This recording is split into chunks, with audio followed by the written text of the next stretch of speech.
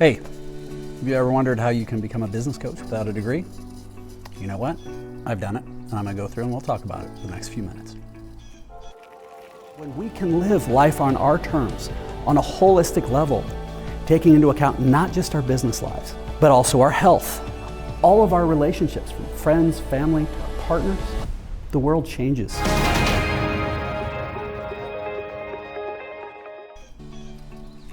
So when it comes to business coaching, and you're looking to dive into that world, the question starts to come, how can I do that without a degree? And the thing is there's a lot of different tools out there. And the question I have for you is going to be, are you looking to be a facilitator? Are you looking to be a coach?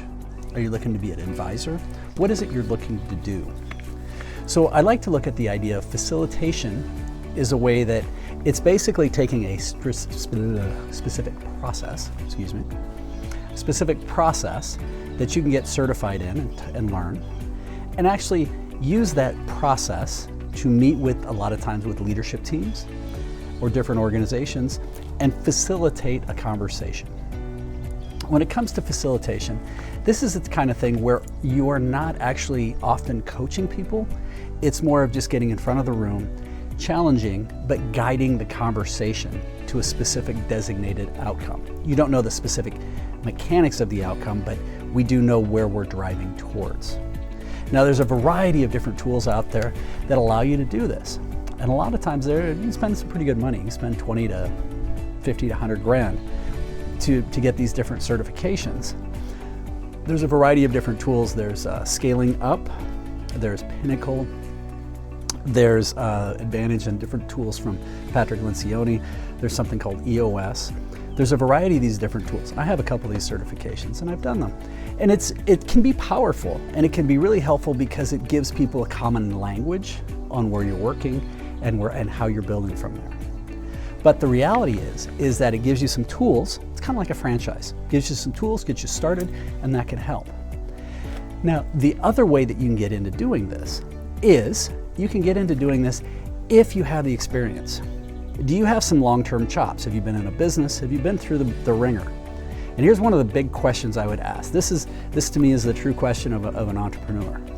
If I were to ask you, hey, tell me about a time you made a mistake in your business.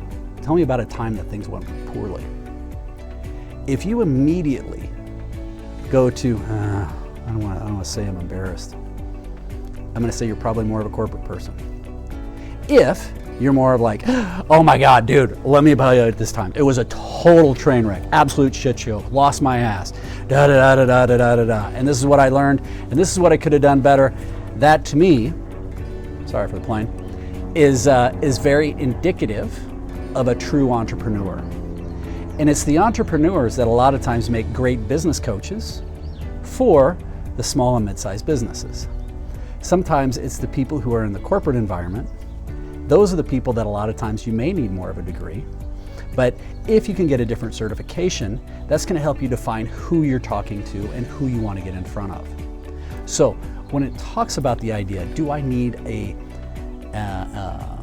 degree to be a business coach?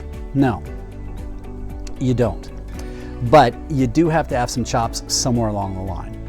You either have to pick up some skills, a certification of some sort, or you have to have the scars in history to be able to address it.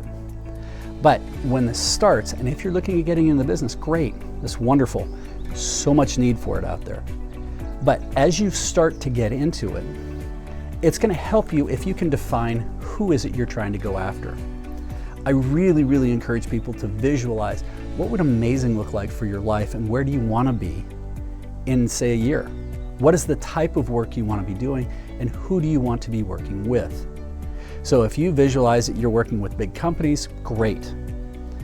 If you visualize you're working with small companies, it's going to help you. But this can be sort of your guiding direction on who you're working with and how you're getting there. Maybe you're working with universities. Maybe in other cases you're working with nonprofits. I don't know. It can be a variety. Now, I personally have done a lot of work with a wide variety of companies, from privately held all the way up to publicly traded, to universities, and I continually embrace learning. I have a personal core value, which I call my true north, of always curious, always learning. As a result, I've become a fellow at York University in the UK, and I was able to study entrepreneurial strategy at Harvard. Now, did those hurt my resume? Nah. Do they really matter that much? Probably not. Neither does my degree in home economics from the University of Wyoming in 1989 with a 2.3 GPA matter much. It doesn't. What does matter though, and we talk about this in other videos on this channel, is how are you showing up? How are you setting the table? How are you establishing trust? How are you building that right out of the gate with the different people you're working with? So when we talk about this, if you choose, yes, I want to go after this, I want to go into these other areas, then it's going to be a matter of looking at different certifications. Now, there's a ton of different certifications that can really add value for companies and for individuals. There's something called Culture Index, there's Colby, there's Myers-Briggs, there's a bunch of different personality traits. This helps people discuss and talk with each other and learn how is it we communicate.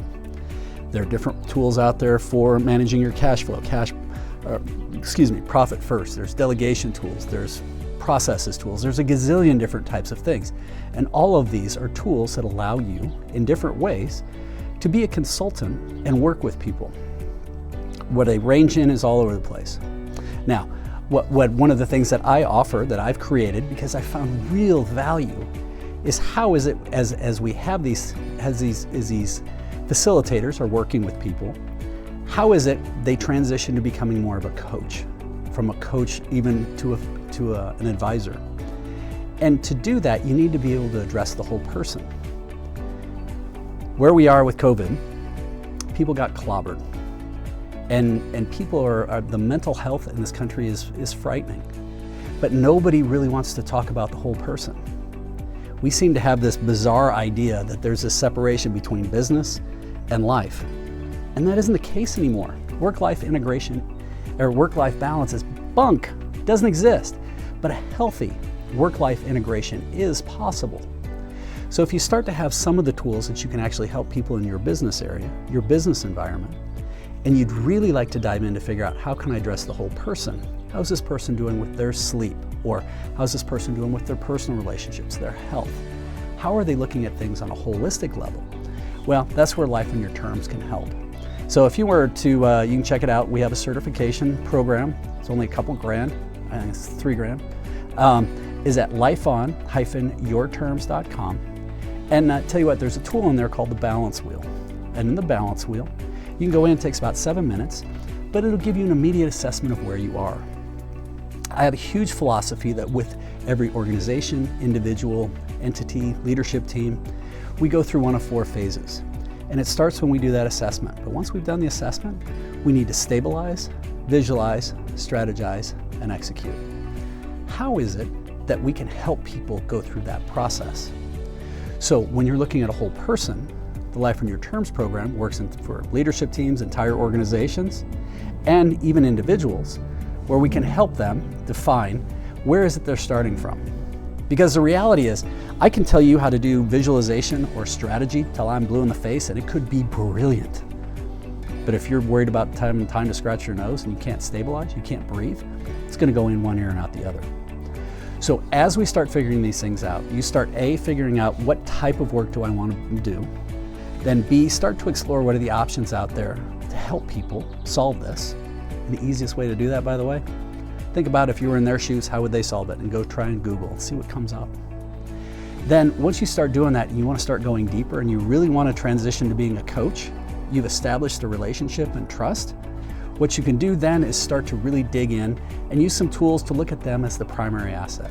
How on a holistic level can you go in and help them so that you're really looking at and being there for them. And then lastly, once you start to do that, you end up having that spirit of curiosity and be fearless.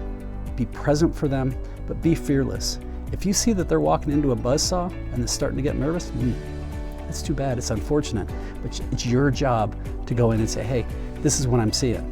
Help me understand where you're at with this. Or from my perspective, I think you've got a blind spot here.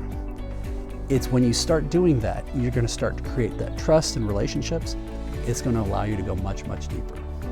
So we talk about trust and other pieces, how you set those tables in different ways, on different videos in this on this channel. If you found value in this, please click like, subscribe to the channel. We'd love to hear from you. Keep smiling.